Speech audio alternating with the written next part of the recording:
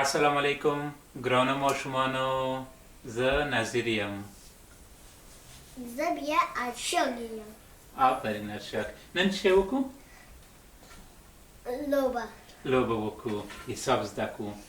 دا څه دی؟ دا د حساب د لرګي ماشین دی. د حساب د لرګي ماشین دی. ځینې خلک یې چوټ بولي. په دې باندې حساب وکړي، جمع وکړي. تاسو به حتما ګرانو ماشومانو دا څنګه کړي وي؟ لیدلې به وي. خو اوس به وګورو چې څه رقم کېږي. زه به اشرف ته اوس یو سوال ولیکم. 3 2 1 321 جمع 222 سمه ده. اوس به دا وګورو چې دا څنګه کېږي. ته اوس د هلکه دا څه رقم حل کېږي په دو باندې؟ ته ولیکه کوم ځای نه شروع کېږي؟ یو. د دو ځایه ارشاد اول ولیکل چې یو، په دویمه خانه کې دوه ولیکل، په درېیمه کې درې ولیکل، بیا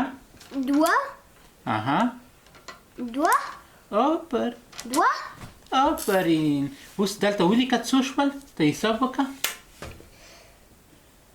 5 دا 5 بیا 4 ولیکه.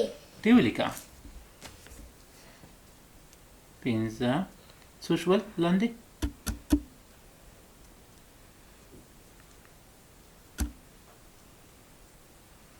څلور بیا 3. اوس به دلته موږ وګورو چې دا همداسې کېږي که نه.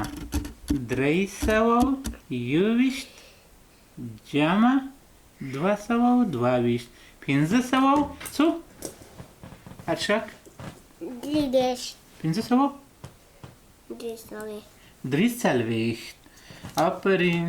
دا د زده شول. وګورئ ګرانو ماشومانو، دا د حساب ماشین رقم دی.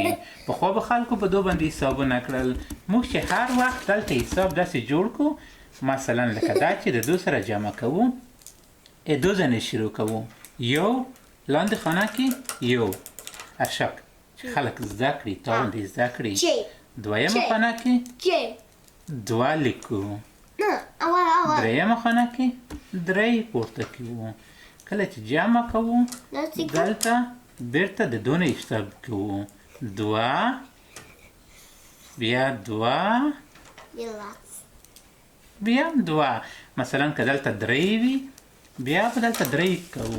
وروسته د هغو نه دا یې موږ خانې حسابوي کوو. یویز، لسیز، سلیز، زریز، دغسې حسابوو.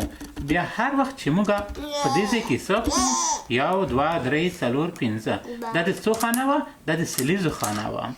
سلیز معنا 500. دا لسیز دی. 1 2 3 4 4 لسه 40 کېږي. دا 40. دا د یویز خانه ده. 1 2 3 3 40.